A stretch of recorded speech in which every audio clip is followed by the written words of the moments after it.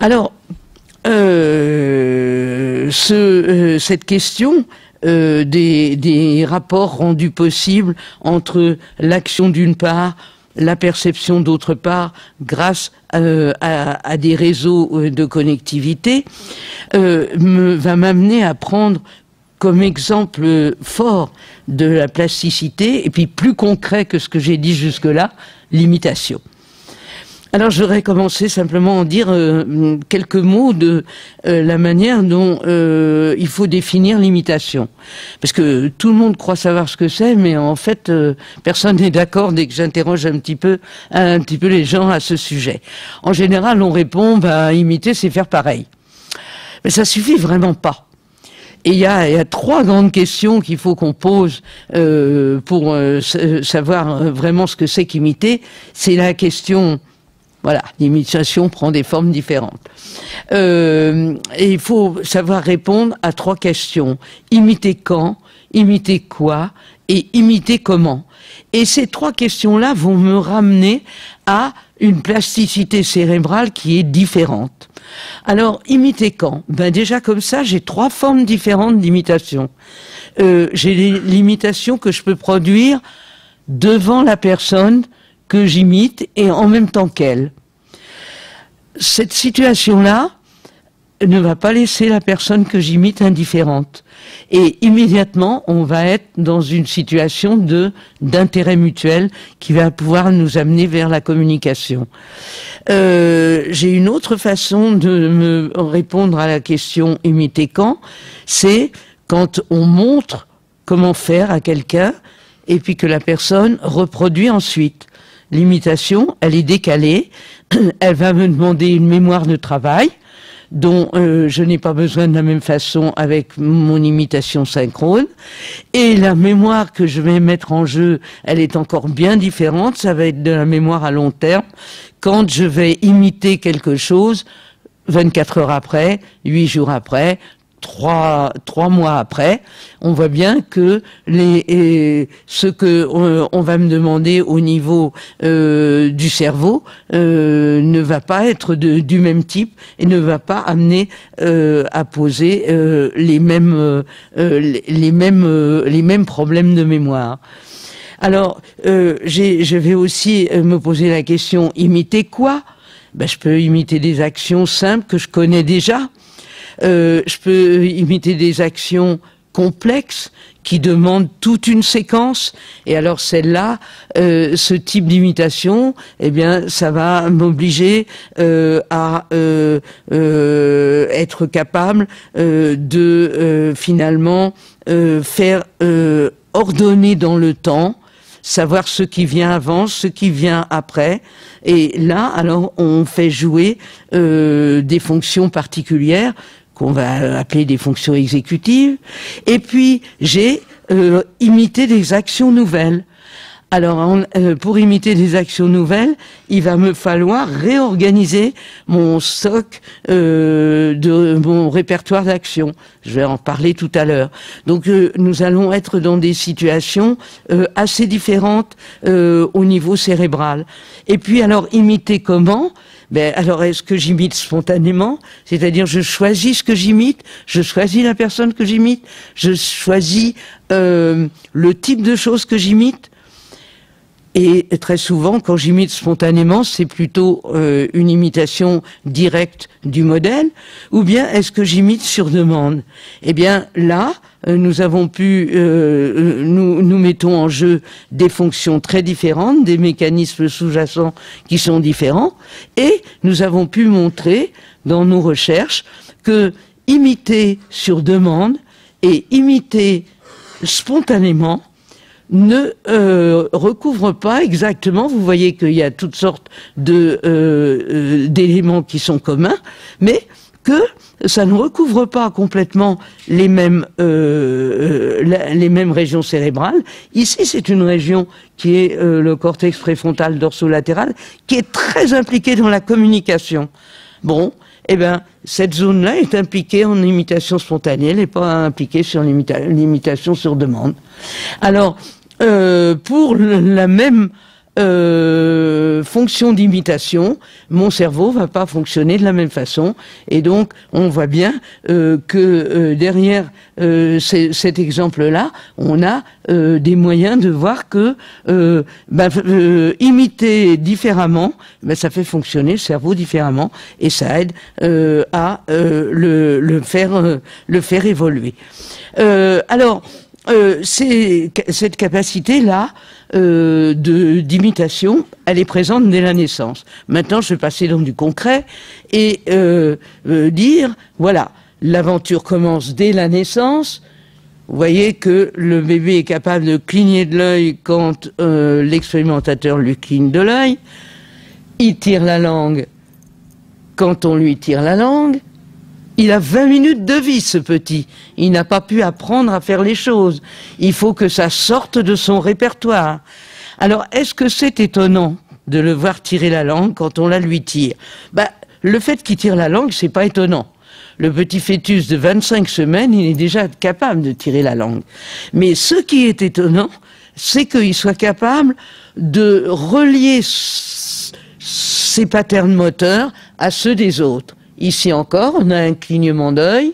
Hein. Donc, quand on lui cligne de l'œil, il tire pas la langue. Quand on lui tire la langue, il cligne pas de l'œil. Il y a un choix en fonction de ce qu'on voit, un choix dans son répertoire. Donc c'est ça qu'on appelle un couplage entre la perception et l'action. Alors c'est vrai aussi au niveau vocal.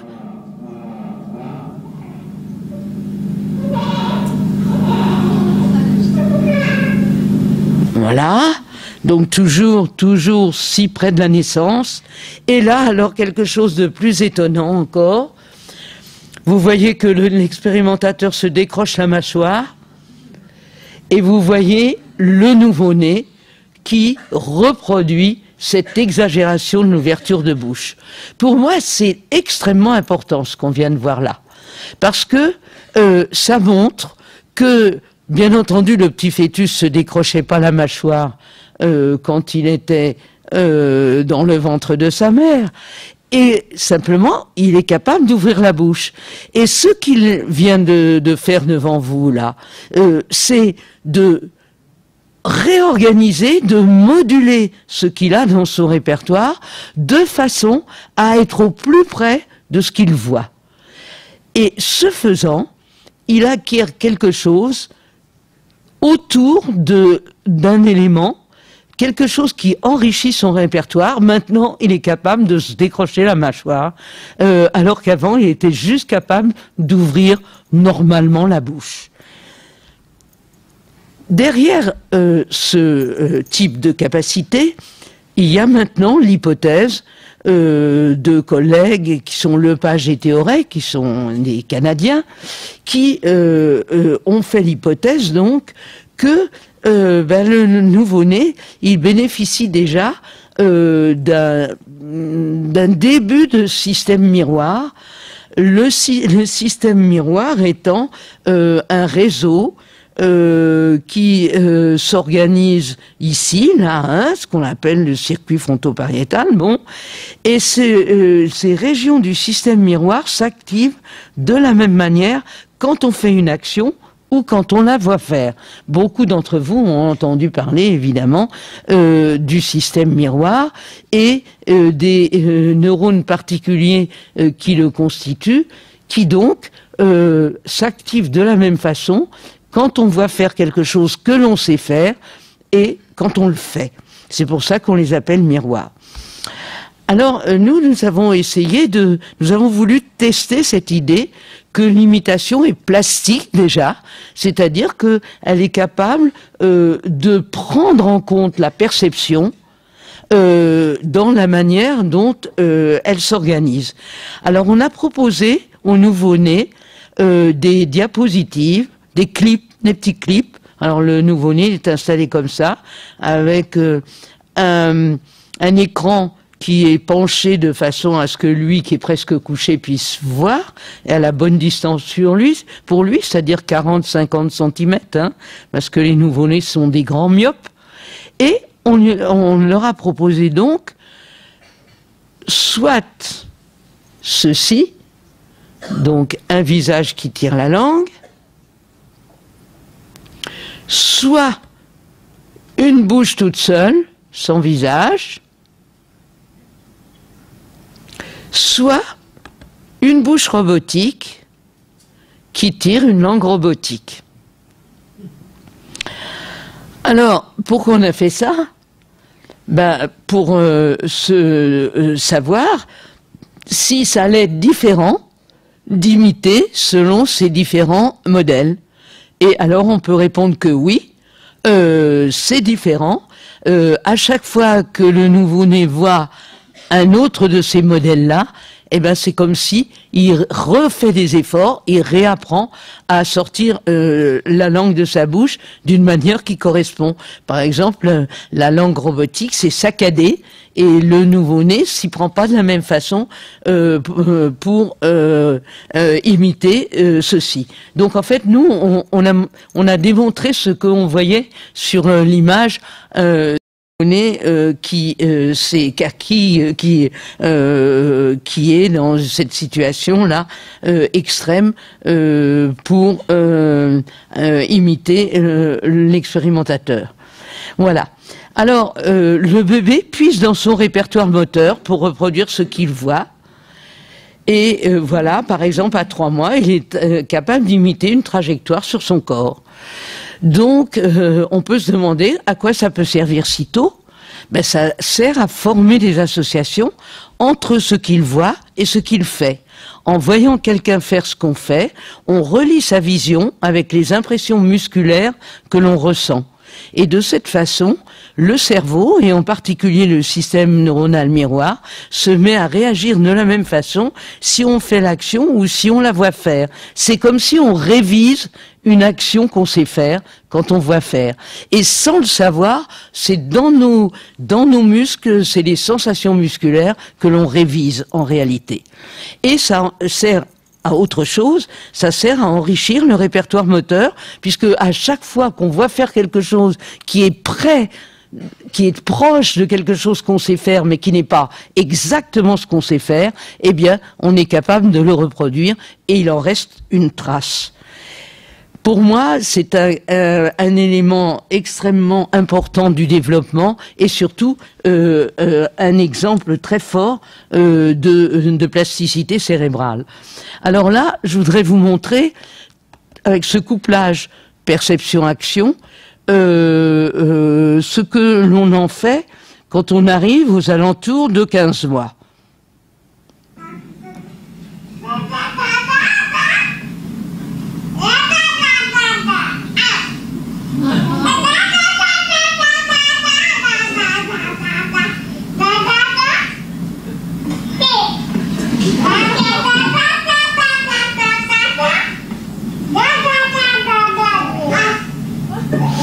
Alors vous...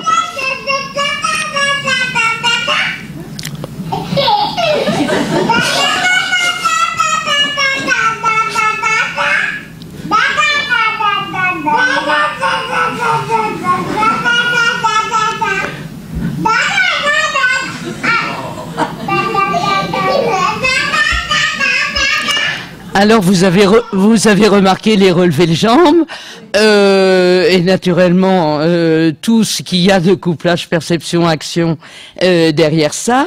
Et vous avez remarqué aussi que finalement ils n'ont pas les paroles mais ils ont la musique, puisque on est quand même avec une très jolie prosodie et tout ceci finalement se fait sur la base d'un couplage entre ce que je vois et ce que je fais. Is 2 years, 4 months. Virginia is 2 years, 6 months. 2 ans, 4 mois, 2 ans, 6 mois. Ah bon? Ça, c'est inattendu, parce que d'habitude, ça continue.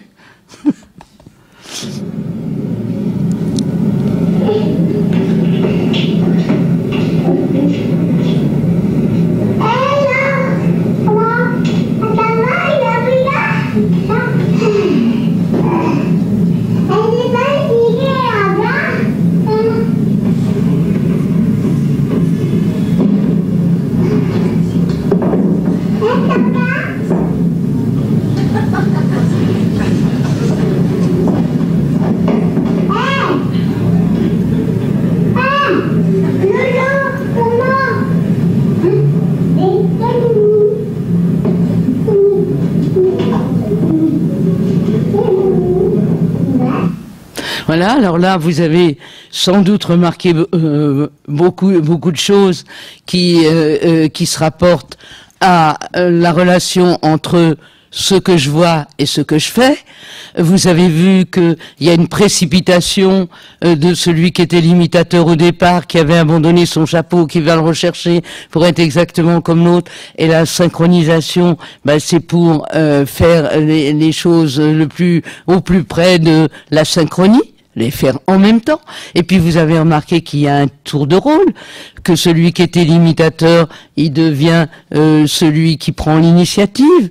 Et là, on est donc dans une situation où on commence à organiser un format de communication qui ressemble à ce qu'on va faire avec le langage, sauf qu'on le fait avec des actions concrètes au lieu de le faire avec des mots, et c'est d'une importance exceptionnelle pour le passage au langage. Et d'ailleurs, ce qui se produit, voilà, j'ai des difficultés là. Je peux plus. Je suis bloqué. Hein? Bon.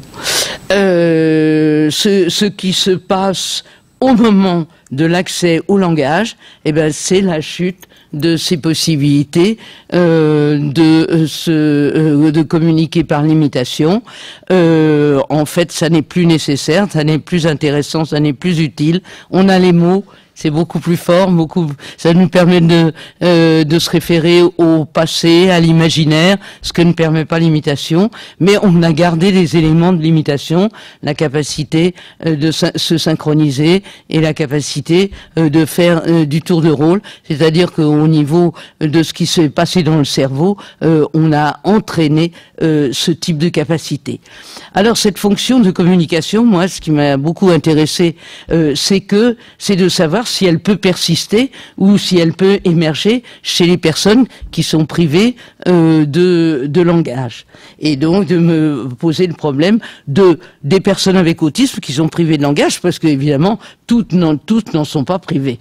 Donc en fait, je me suis particulièrement intéressée à ces éléments-là, et je m'y suis intéressée d'autant plus après avoir en situation où nous avons exploré ce qui se passait dans deux cerveaux en même temps pendant qu'ils s'imitent, nous être rendu compte que les cerveaux se synchronisent dans leur rythme en même temps que les personnes interagissent par l'imitation, me semblait aussi un élément encore plus fort pour essayer d'aller voir ce qui se passait au niveau de l'autisme. Alors évidemment, mon enthousiasme a été au départ assez rapidement douché par le fait que je me suis trouvé devant la situation de constater que l'opinion la plus répandue en recherche, c'était que les personnes avec autisme ne peuvent pas imiter ou ont un déficit absolument énorme dans le domaine de l'imitation. Mais évidemment, je me suis aussi demandé comment on la mesure. Et là, je me suis rendu compte très vite que on la mesure toujours par l'imitation sur demande, en disant « fais comme moi ». Et il se trouve que moi, au niveau cérébral, j'ai vu que c'est pas les mêmes zones du cerveau qui sont activées si on demande à quelqu'un fait comme moi ou si on laisse la personne imiter spontanément. Je vous ai montré tout à l'heure la petite zone qui est une zone caractéristique de situation de cognition sociale, hein, et qui se trouve activée dans les cas spontanés et qui se trouve pas activé dans les cas sur demande.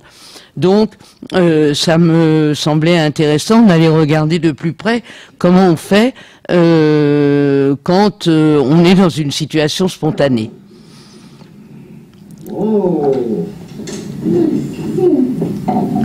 En plus, c'est pas facile, ça, parce que le ballon gonflable a tendance Voilà.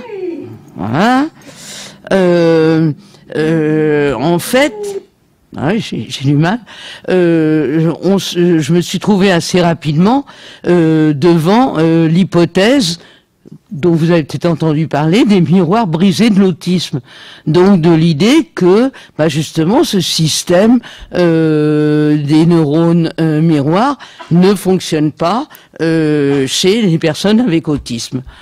Alors déjà, le problème se trouvait être un petit peu critiquable parce que le système miroir n'est pas le seul moyen de l'imitation déjà.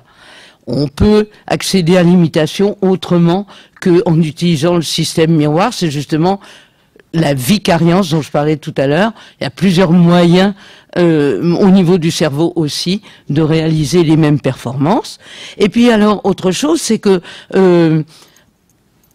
avec cette idée de miroir brisé, on admet possible de parler d'un dysfonctionnement de l'imitation en général. Puis on a vu tout à l'heure que ça dépend de se poser la question imiter quand, imiter quoi, imiter comment, et que c'est pas les mêmes activités cérébrales pour ces différents types d'imitation. Alors, en outre, il y a pas mal de résultats maintenant qui montrent que le système neuronal miroir fonctionne au moins en référence à ces actions familières, que des tâches qui sont supposées activer le système neuronal miroir sont très bien réalisées dans l'autisme, que le système neuronal miroir fonctionne dans différentes tâches motrices durant la répétition de l'observation et l'exécution de l'action. Et puis nous-mêmes, alors, on s'est rendu compte que finalement, dans des situations spontanées, les enfants n'ont pas de difficultés particulières à imiter. Alors je sais pas, j'ai des difficultés là, moi, par contre, à vous montrer mes diapos. Et ça, je ne sais pas pourquoi.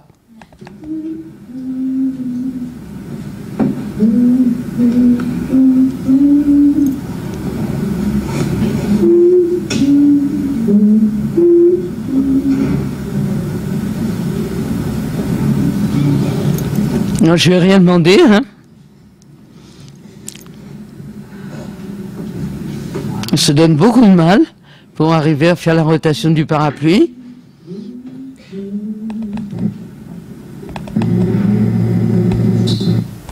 Oh, pardon.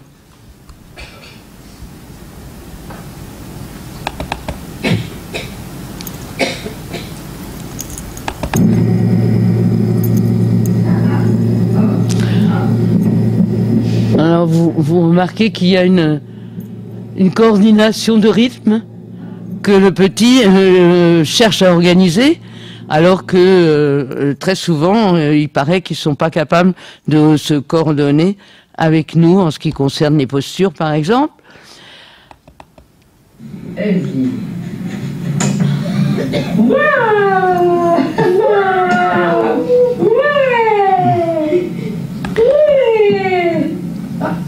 Les exclamations, les mimiques.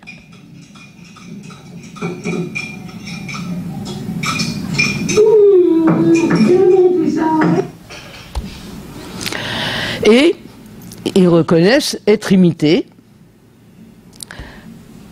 Et en général, donc, être imité, là, on vient de montrer, ça agit sur l'insula comme une bouffée d'ocytocine, l'hormone maternelle de l'attachement.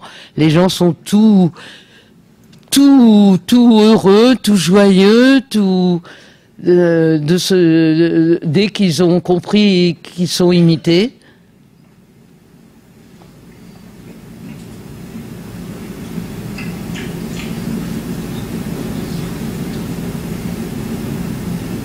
Commence à tester, à changer d'activité avec l'objet.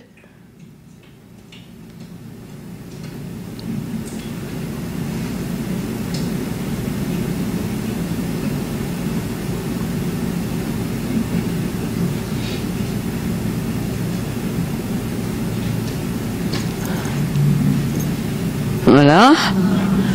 Donc ça c'est très fréquent comme type de réaction à la situation d'extrémité. Voilà, de même alors, on a de nombreux exemples de la plasticité d'imitation, du fait que des séances répétées d'imitation font apparaître la reconnaissance d'être imité alors que il y en avait pas au départ, augmente l'imitation, promeuvent un contact étroit avec l'imitateur, font décroître les stéréotypies. Et ça, on a des réplications de ce type de phénomène de plasticité. Enfin, dans une étude récente, on a utilisé notre plateforme d'électroencéphalographie avec des diades composées d'un partenaire typique et d'un partenaire avec Asperger. Et on a pu montrer une réponse normale à l'observation qui ensuite effectivement décline plus rapidement que chez les personnes neurotypiques, mais une réponse du même type. Alors ça, donc, ça nous confortait dans l'idée que cette possibilité qu'a l'imitation d'évoluer et en même temps le parallèle avec l'évolution des capacités au niveau cérébral pouvait être intéressant à développer chez les personnes avec autisme. Mais un autre point mérite d'être souligné, si j'ai encore quelque temps, c'est le fait que l'imitation a une double fonction. Là, j'ai parlé pour l'instant plutôt de la fonction de communication, mais elle a une autre fonction qui est la possibilité, évidemment, d'apprendre. Apprendre en regardant. Alors ça, c'est une fonction superbe par rapport à notre plasticité cérébrale, à nous tous. Hein. Et c'est une autre forme du couplage entre la perception et l'action. L'apprentissage par observation, c'est apprendre une action en la voyant faire, sans la réaliser.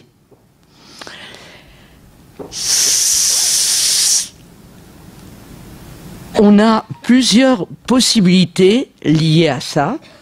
Donc on a apprendre une action en la voyant faire, mais on peut aussi apprendre une action en imaginant la faire. Et ça marche aussi. Alors, en fait, c'est pas les mêmes zones du cerveau qui fonctionnent quand on apprend en faisant ou quand on apprend en imaginant faire. Hein. Mais on a un type de training qui s'appelle le training mental, qui marche quand on s'imagine être en train de faire une action. Donc les circuits sont différents. Quand on fait, c'est le cortex moteur et le cervelet. Quand on simule, c'est l'imagerie motrice qui est en jeu et c'est cortex visuel associatif. Mais c'est un moyen très efficace d'apprendre. Bon. Là, on a une petite courbe là avec le training mental. On a avant la pratique mentale, et puis durant la pratique mentale, une semaine, la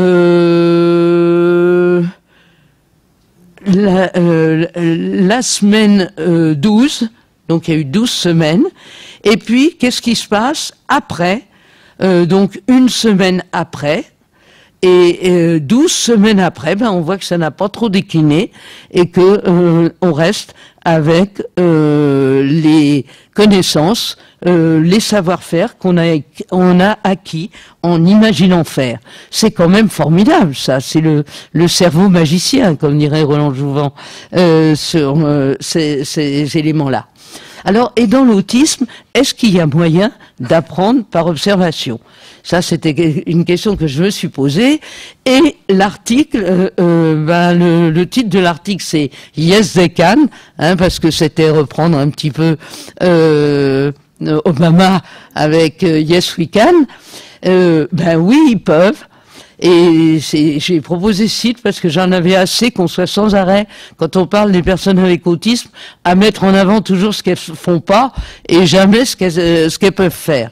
Donc c'était une manière pour moi de protester un petit peu contre cette façon de voir les choses. Et donc en fait, ce que nous avons fait, c'était de proposer à des enfants donc qui avaient 24 mois d'âge de développement et aux alentours de 7 ans d'âge chronologique, une boîte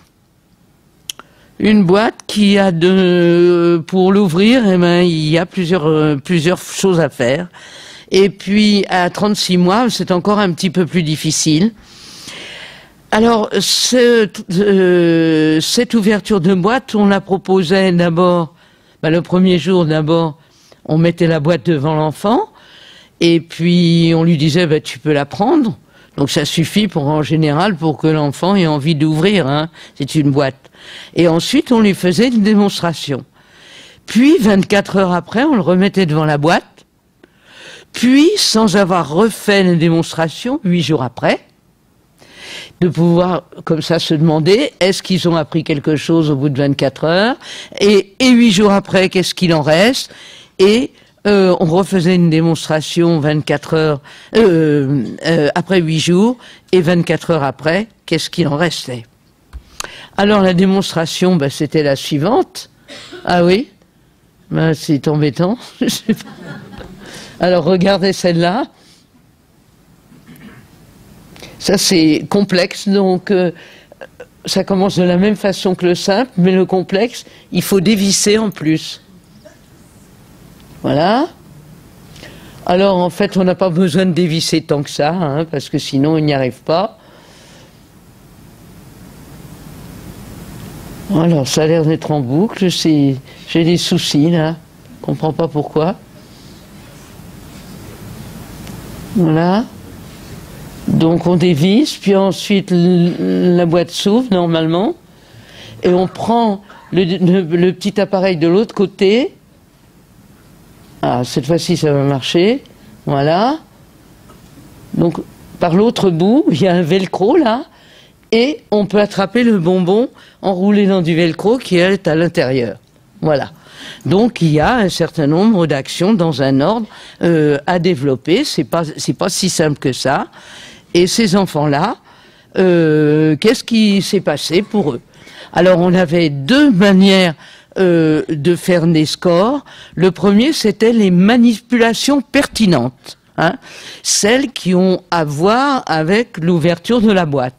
Donc, au lieu de taper avec l'outil sur la boîte, ou de frotter la boîte sur la table, ou de rouler le petit instrument qui est très doux sur sa joue, ce qui peut tout à fait être fait par des enfants avec autisme, et qui éventuellement a été fait la première fois ils prenaient la boîte, eh ben les progrès se réalisaient.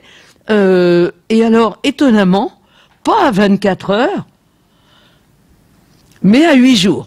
Alors déjà, yes they can, ils peuvent se rappeler de choses 8 jours après, sans avoir fait d'exercice. Donc ça, c'est déjà super. Et après, la question, si on regarde les enfants typiques de 24 mois d'âge de développement, on voit que c'est très, très, très proche déjà. Ils sont très bien appariés au départ, mais ensuite, les choses s'organisent de la même façon. Hein, voilà. Donc, ils apprennent des manipulations qui sont pertinentes par l'observation. À 36 mois, il n'y a pas besoin d'attendre 8 jours. À 24 heures, ça fonctionne.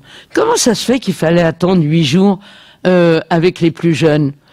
Tout simplement parce que le fait de refaire à 24 heures de réessayer d'ouvrir la boîte leur a permis de réviser en quelque sorte ce qu'ils avaient gardé de la démonstration, et de réorganiser leurs souvenirs en fonction de ce qu'ils avaient fait à 24 heures.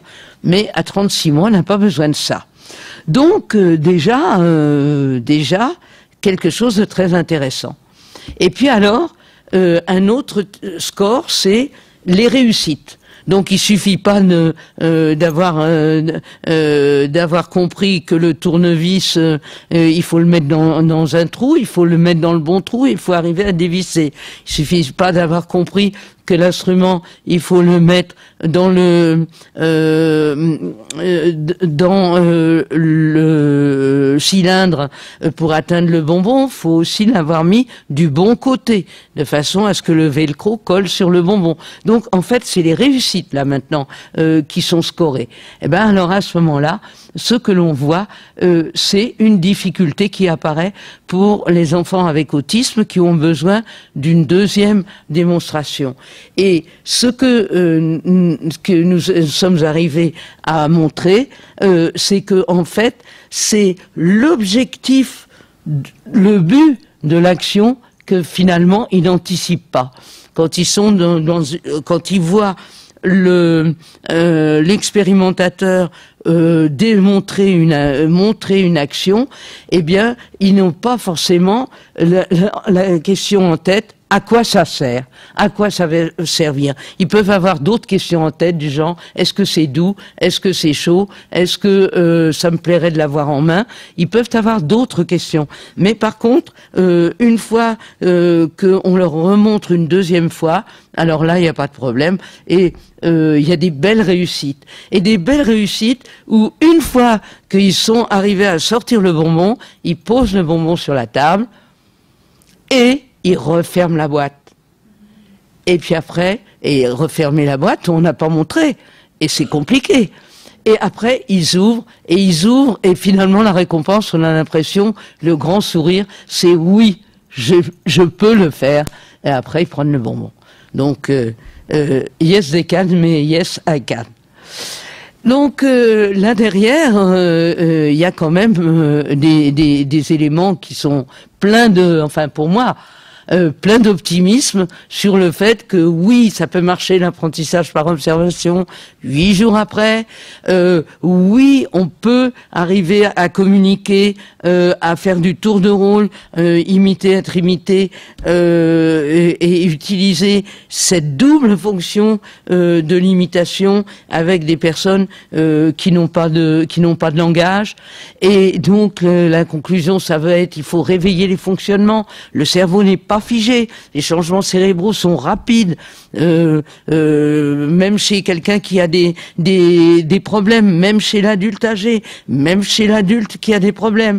Les connexions neuronales ne sont pas fixées, elles changent avec l'usage. Toute nouveauté fait apprendre. Et l'apprentissage se produit à tout âge. Il n'est jamais trop tard pour apprendre. Alors, le développement au sens de transformation adaptative est toujours disponible un tant soit peu. Et ce qu'il y a, c'est qu'il faut prendre les choses avec simplicité, tranquillement, calmement, et ne pas vouloir sauter des étapes. Mais comme ça, on peut exercer des fonctions de base qui sont sous-développées, dormantes ou insoupçonnées. Et par exemple, j'aimerais vous montrer le cas de ce jeune de 20 ans là, qui, la première fois qu'on l'a vu, il touchait pas aux objets. On était obligé de l'imiter sur les postures de son corps. Et 10 séances après, je voudrais vous montrer un petit peu comment il était dans les deux situations.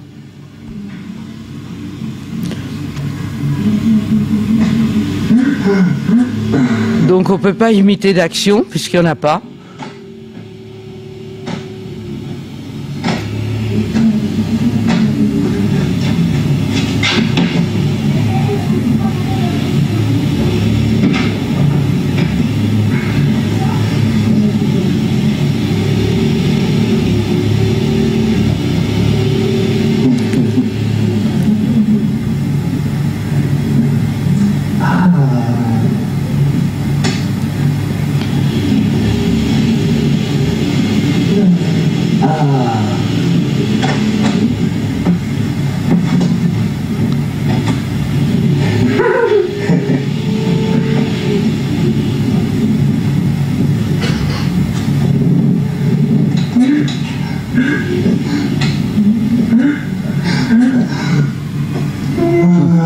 Voilà. Donc non seulement reconnaissance d'être imité, mais demande. Alors 10 séances après. Et des séances qui n'ont pas été faites par l'examinateur, mais par quelqu'un d'autre. Il prend les objets. Ah ouais. Bon, les actions avec les objets sont assez rudimentaires, naturellement. On met le pied dedans.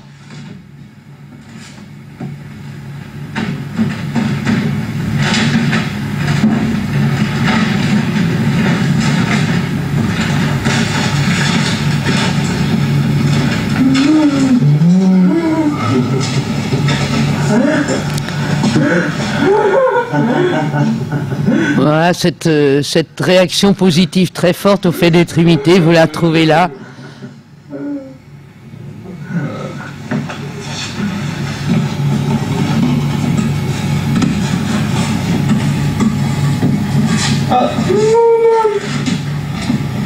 Hop là. Hop.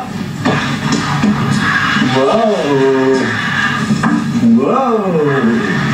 Wow.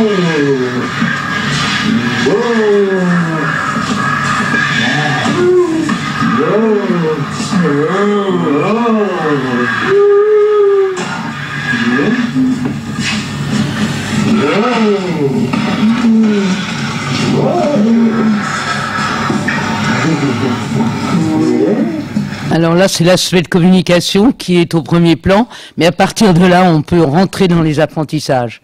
Parce que, évidemment, passer quelque chose de suffisamment fort pour que ces éléments-là entrent en jeu. J'ai d'autres choses très jolies possibles avec des adultes, mais je crois que j'ai déjà pris beaucoup de temps. Donc, en fait, je vais conclure en disant ma limitation à 2 fonctions qui impliquent le couplage entre la perception et l'action. Chacune contribue à l'autre et leur alliance booste le développement en sollicitant la plasticité. La plasticité d'un point de vue comportemental, puisque c'est tantôt l'apprentissage, tantôt la communication, la plasticité d'un point de vue cérébral, puisque ce ne sont pas les mêmes zones du cerveau qui sont impliquées. Pour conclure, l'exemple de l'imitation montre la réciprocité entre plasticité comportementale et plasticité cérébrale, l'importance de la perception de l'autre pour le répertoire d'action et pour la communication, pour les deux, les possibilités d'évolution à tout âge et à tout niveau.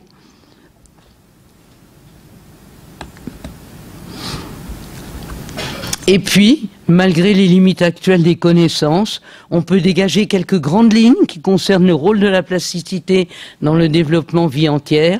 Toute personne, même atteinte d'un handicap, se développe, réagit au monde environnant, agit sur lui et de ce point de vue-là, se réorganise d'un point de vue cortical. Le développement psychique peut emprunter diverses trajectoires. Le développement n'a pas d'âge. Le pire danger est le régime de sous-fonctionnement, c'est-à-dire se baser sur ce qui est le moins réussi chez l'individu pour considérer que c'est ça ses possibilités. Et puis l'apprentissage par observation ouvre des perspectives antérieurement insoupçonnées comme le training mental, la rétroaction, c'est-à-dire la possibilité de réorganiser une représentation mentale qu'on avait, comme vous avez vu, que c'était possible avec l'ouverture de la boîte, et de ce fait donne un message d'espoir sur tout ce qu'on peut faire avec le cerveau. Voilà, c'est fini et je vous remercie de votre attention.